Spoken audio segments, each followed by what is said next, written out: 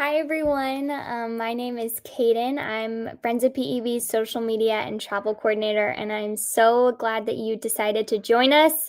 If you're watching this video, that means that we've had some technical difficulties. So we're working through the kinks, and we will have a full-on live stream ready soon. But I appreciate all of you who have been waiting and eager to watch this special conversation. I'm really excited to be hosting this conversation. We have some special guests with VEDA today, and we're just excited to hear about the story and the power of education and how it's transformed VEDA's family. So I'll go ahead and bring VEDA on, and we'll have them introduce themselves.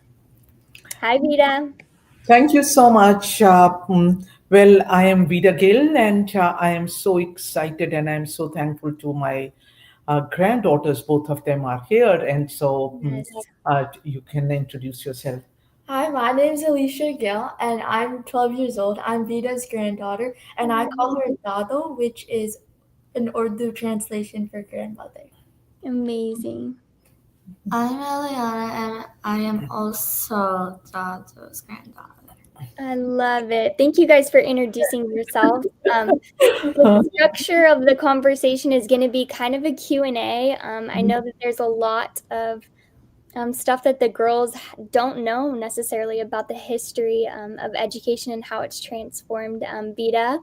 And so, yeah, I'll pass it to the girls. And girls, if you have any questions to ask VEDA, I'll go ahead and step out and you can just take it from here. Okay. So, Yeah. Dado, what is PB? Like, what is this whole organization? Yeah, well, talking about Presbyterian Education Board, Presbyterian Education Board was started way back in 1800s.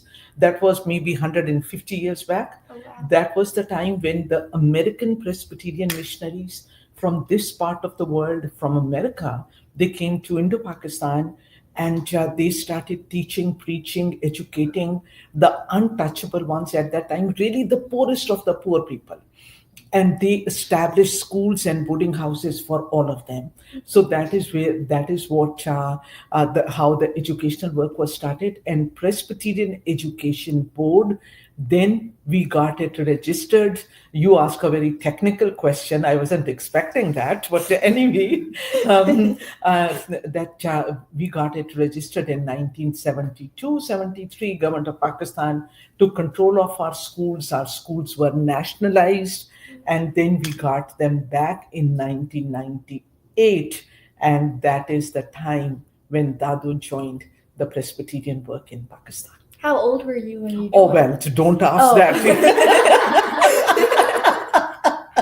I was as young as I can tell you, but I was in my 40s at that time. When I joined the Presbyterian educational work in Pakistan. And your dad at that time, they were migrating to this part of the world in United States. Yeah. Mm-hmm. What inspired you to join? Well, the basic thing which inspired me, to be very honest, was that I can share the family history. All dad's brothers and sisters were moving to United States, and we stayed back because dad's dad, your grandfather, he was sick, and we as a family, dad and his 4 brothers, and we all decided to stay back in Pakistan to take care of him. And that was the time when Presbyterian Education Board was looking for someone to take over these schools which were to be returned. And honestly, I thought that I am going to commit for 2 years, that I will work for 2 years in 1998, and those 2 years are still not over. So, the reason why I started with it was because my mother, your great grandma, she belonged to a village, and she belonged to a very, very poor family. And missionaries were providing scholarships. Missionaries were providing them, and that is. Can you see that picture? That is my mother's picture. Oh, wow. Yeah, and so that is, and she lived in a village and in a mud house, and that is exactly this is what where she lived like in. Can you see that? That's how many people live there? Oh, well, she had four, there were four siblings, Oh, wow. and then mother, their father died. So, five of them, and there were two rooms. So, they all were there, and then they, onto this side, if you see it, Yeah. they had some cows and buffaloes too. Oh. So, that is how, and the missionaries, they spotted my mother, and my mother was young bright girl, and missionaries brought her into one of the boarding houses, and I always say that she was clothed, fed, and educated there. Scholarship was provided to her. Yes. And then she became a school teacher, got married, had two daughters, and I always say I am the youngest, the brightest one. Oh, yes. Yeah, and my older sister, Minakala, she gave me the permission. I can say that.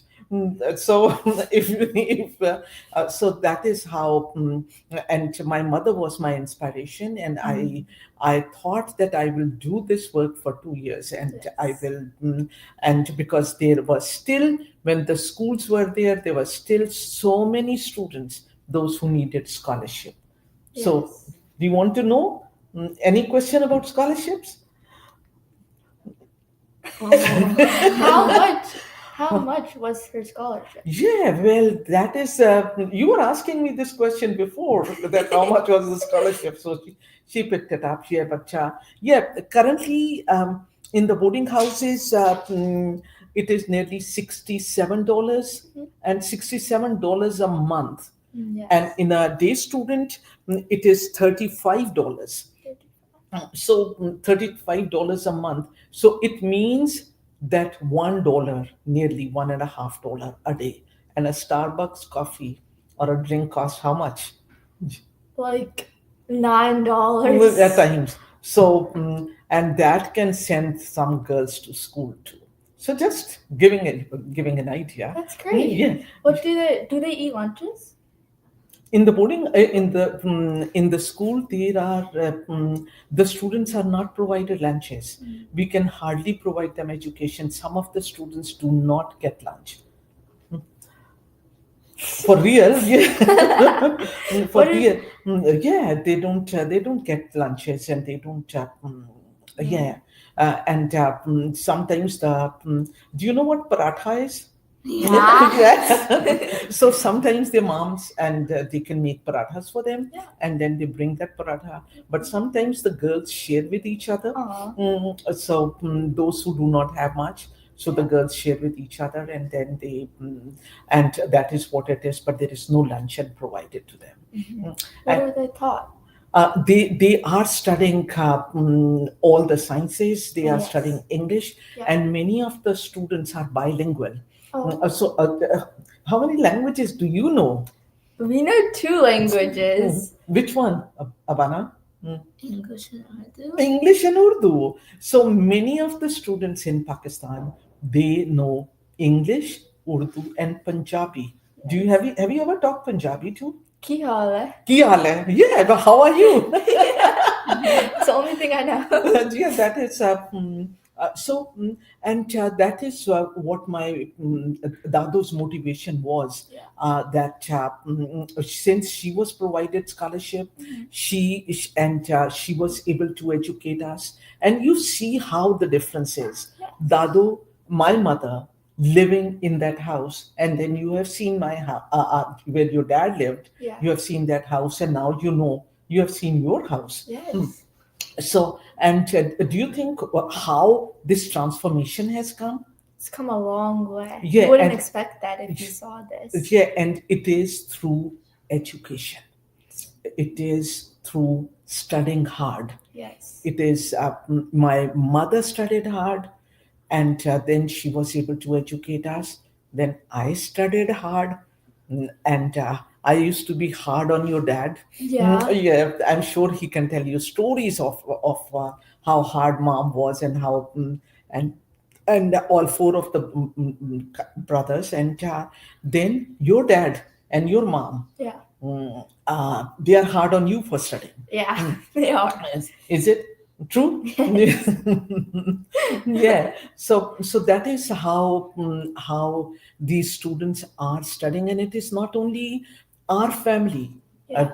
In which we can see the transformation, Right. in which we can see the change, Mhm. but there are thousands of students which are studying with the Presbyterian Education Board schools, Yeah. and they are in Pakistan, they are around the world, and so maybe you want Yeah. to. Why do you believe education is so important for kids our age?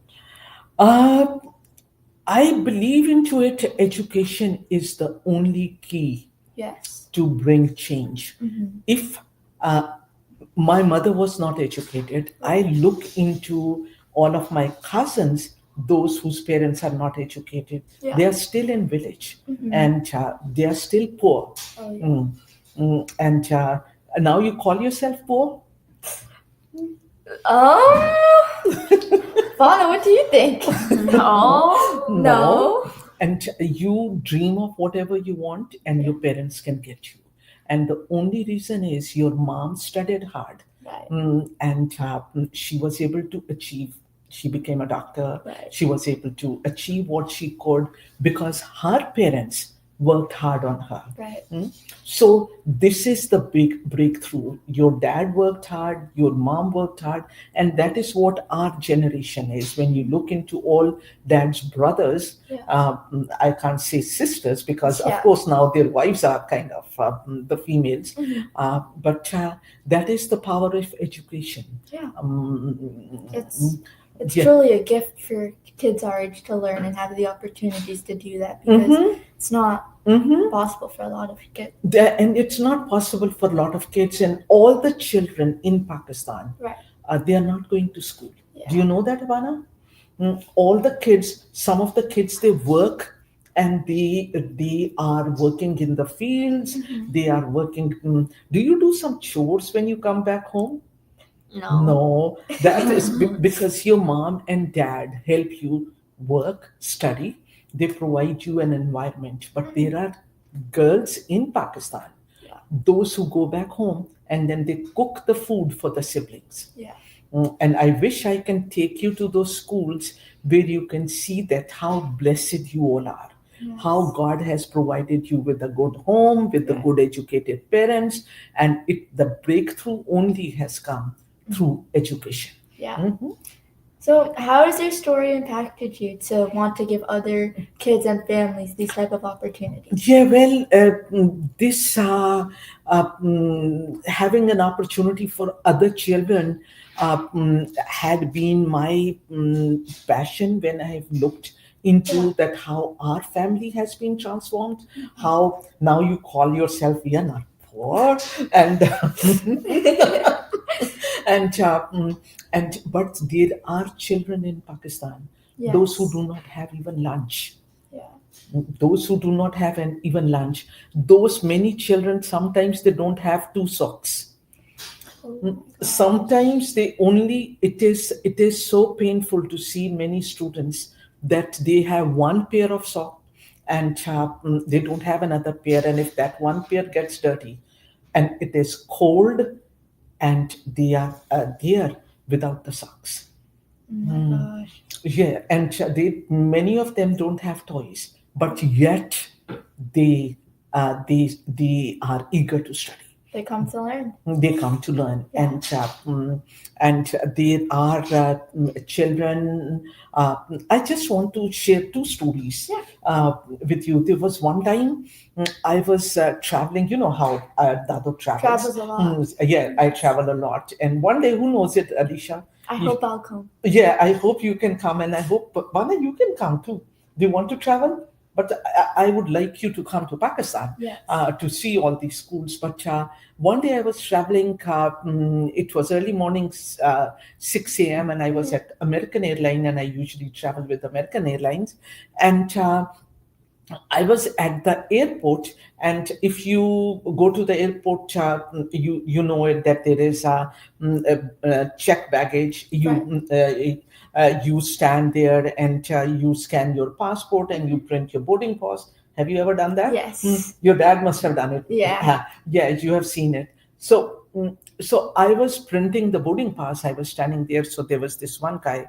He was standing beside me, and he wanted to help. And Dado is kind of independent. And so I was like, he said, "Can I help you?" And I was like, "No, thank you. I can do it myself." And I printed the boarding pass. I printed the luggage tag, and I tagged my luggage, and I was going to drop it. Then I looked up at him, and his hair were dark, like your hair. Yeah.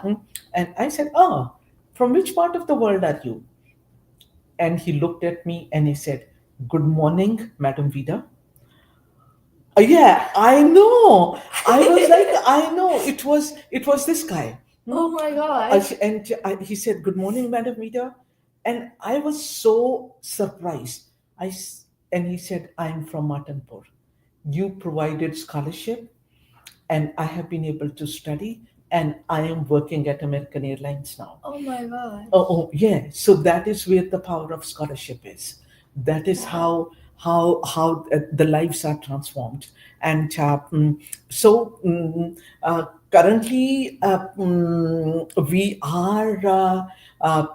I can share stories in Pakistan too. Yeah. Do you want to have any question before I tell you another story? Well, I was gonna ask where these former students are now, but you are answering. Yeah, well, They've come a long way. yeah, some of them are here, some of them are in Pakistan, Yeah. and particularly one of the former students. I was in Forman Christian University, and I met with this girl. She was from Canadian Academy, and we are building now more classrooms there. Canadian Academy is over flooded. We have a lot of students. Parents is are so really good. wanting, Yeah. and so we have to raise money to add more classrooms. So think of it. Maybe you can ask your mom and dad. I will. Yeah, you. I will. Yeah, who knows it? That you can help build a classroom, or you can help provide a scholarship. Yeah. I feel like it's a great thing to help these children have privileges to learn. And then one day they can be like you. They'll say, "No, now we are not poor. We are parents are. They can provide for us." Yeah. And so this Canadian Academy, this girl, Zor engineers are the ones, those who are our construction company, and they are working and they are doing the construction work. And I was there and I met this girl, and she walked in and she said, "Have you recognized me?" And of course, there are now thousands of children, those who have studied. So it's hard for me to recognize them. But and she said, "I'm from Canadian Academy. I'm an architect working with Zor engineers." Wow. So many of the students, and then there are students, those who are doctors. There is one doctor in New York, and then there are doctors in Pakistan, and then there are architects, there are engineers, there are teachers, those who are working and making difference in the lives of so many children in Pakistan. That's great. These programs seem to help them a lot. These programs are helping them. Yeah. And hopefully one day I dream about it, that you can visit, both of you, Yes, and I'd see love these. to. I And really want do you to. remember there was one time you sent toys to the children? Yes, I'd love to do that again for Christmas. And there are kids to whom Santa has never gone. And so for them, one toy, one soft toy is the treasure. Oh my gosh. So have you ever thought about it? How many toys do you have? You have a lot. You have a lot. It's a gift.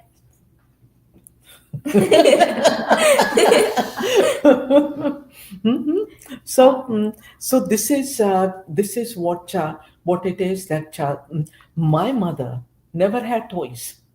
Oh my gosh. So education, Yeah. she was able to provide us with good food, with good clothes. But my mother always wore very simple clothes because she never wanted to spend on her. She had this that I want to spend on my daughters. So that is how it has gone. Yeah. And because of that sacrifice, I was able to be educated. Minna Khala, my sister, Yeah. was able to be educated, and so we all have been able to do what we have been able to do. And that's a great accomplishment. Yeah, I know. Yes. Yes. It's been so awesome hearing these stories, and you guys are witnessing through your grandma the fruit of the power of education, and your great grandma through what that looks like for her, which is incredible. And just sitting with your grandma, being able to hear these stories, I can't imagine that. That's so full circle. Do you guys have anything else you want to say before we go ahead and show our Kinnaird building tour? I think it was just awesome to hear all of this, and I'm very happy that I was able to talk to you about it. Yes. Do you want to say something?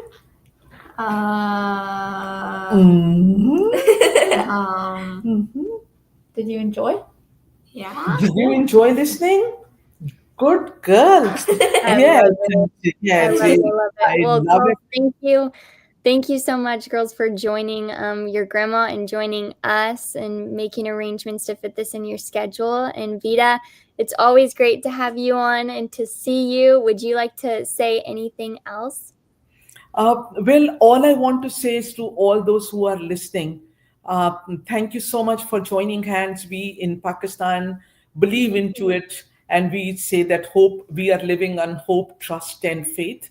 And there is one mantra which I always say, and I want to let my granddaughters remember that do your best and God will do the rest. So can we say together? Do your best and God will do the rest. So in anything and everything we are doing, we can do our best, and God has a plan and a purpose for each and every one of us.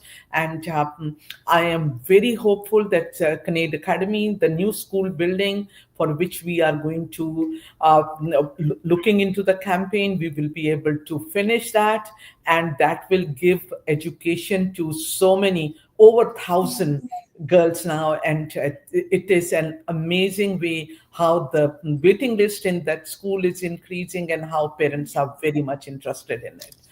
Yes. So thank you so much. Yes. Well, amen. Thank you so much, Vida. I'm going to go ahead and let you guys off, and then I'm going to show our exclusive look at the building tour. But thank you for joining us.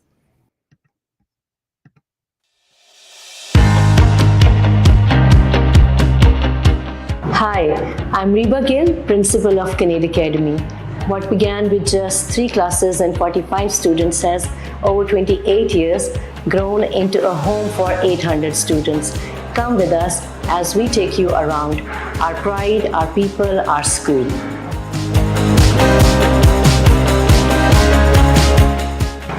Come with us.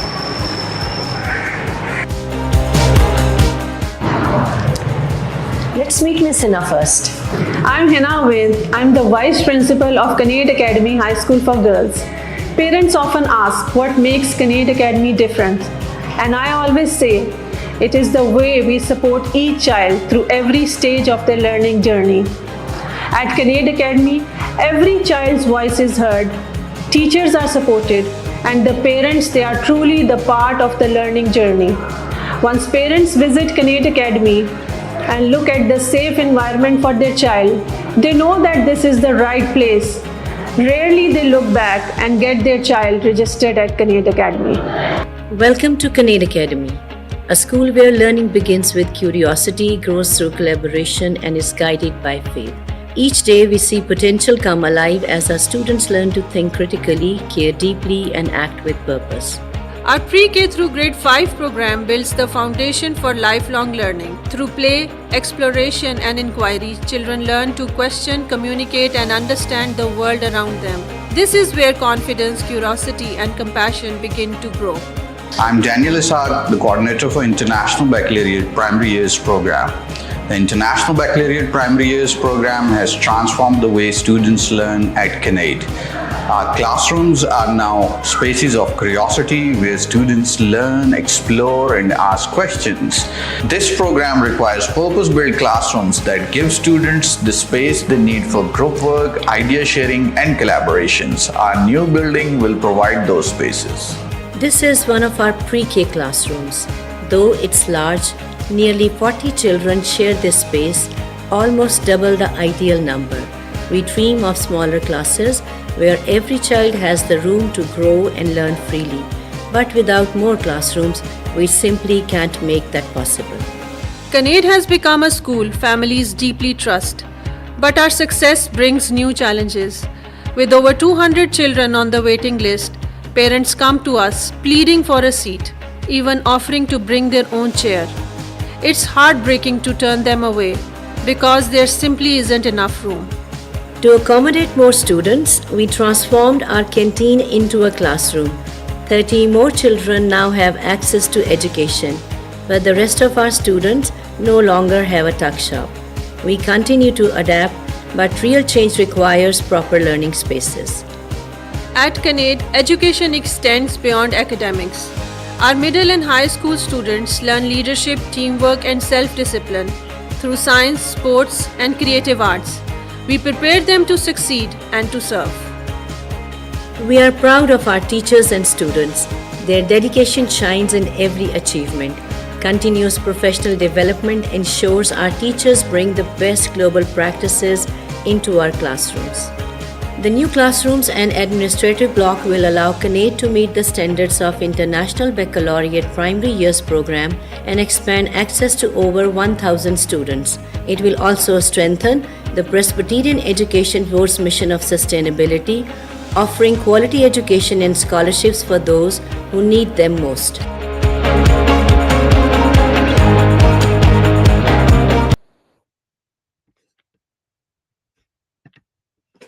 Well, there you have it. You guys just got to watch an exclusive look at our Kinnaird building and our plans to hopefully expand in the future. If you have joined us on our live stream, we're so grateful that you came and showed up, and we would love to invite you to partner with us.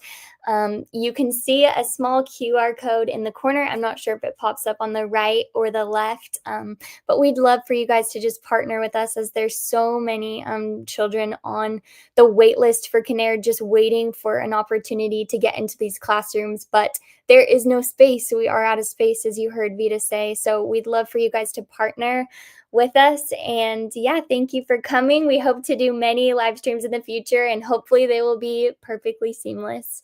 Thank you so much.